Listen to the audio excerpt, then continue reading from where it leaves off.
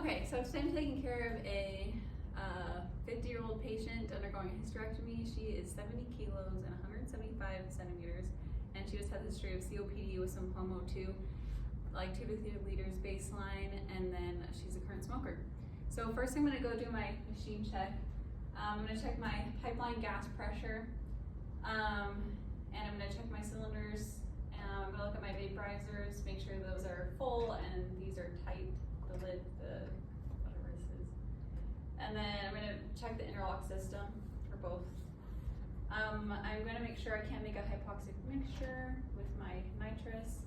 And then while my machine is still off, I'm going to do the low pressure test and make sure I don't have an air leak in my flow meters. And then I'm gonna turn on my machine and do the high pressure test. So I'm gonna cool the eyepiece, O2 flush, deliver a breath to check the positive pressure. I'm gonna look at my inspiratory and expiratory valves as well and make sure those are fluttering. For my case, I'm gonna leave my APL valve open so she can spontaneously breathe when I hook it up. And then I'm gonna get my ventilator settings pre-programmed. She's gonna be on volume control rate of 12 for 20/8, what I decided. And then I have my monitor turned on with appropriate alarm parameters for her. And then I have my EKG, blood pressure cuff, and pulse ox, and my suction is here ready to go. I'm gonna do a 7.0 ET tube, then I have a 6.5 and 7.5 available if I need. And then I have my Apple's drugs, my drugs ready to induce as well here.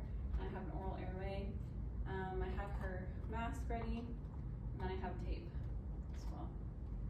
I'm gonna also check my CO2 absorbent and then make sure that's not desiccated as well. So now I'm gonna go to pre-op and look at my patient. I'm gonna do her airway exam first. I'm gonna check her melon potty, she's a 1.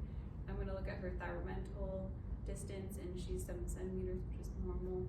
I'm gonna look at her incisor gap, which is adequate for her.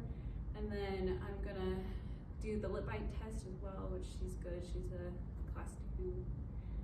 Then I'm gonna listen to her heart and lungs and ask her a couple questions.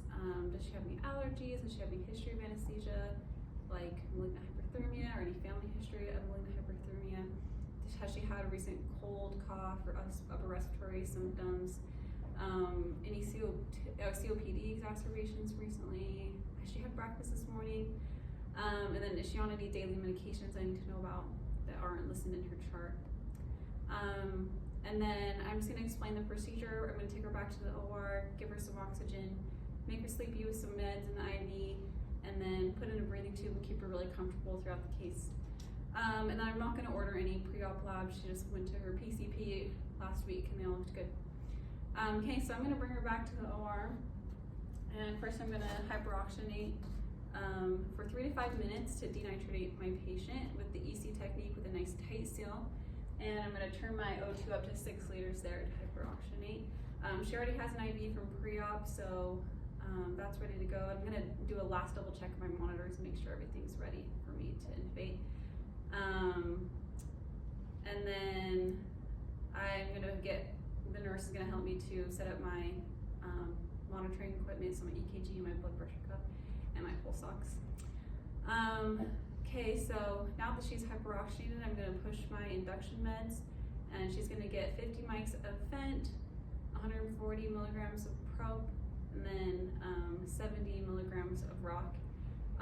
Once she's gotten nice and sleepy, I can tape her eyes, and I'm gonna make sure I can mask ventilate her, and she's an easy mask. Okay, then now that she's in a good position with her axis is aligned, I can intubate and do a DL. I got my Miller 3 here.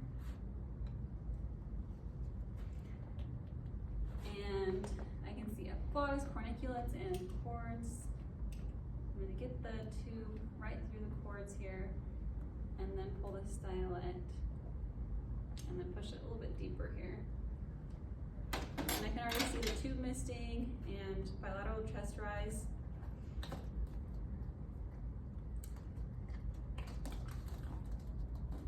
And I'm gonna listen listen for bilateral breath sounds, and I have an end tidal, so that's another confirmation I'm in the right spot.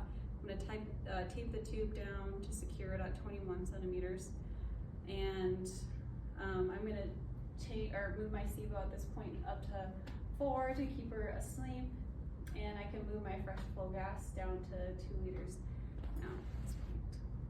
And then her bed settings, I'm going to leave at volume control 420 and rate of 12 and PEEP of 8.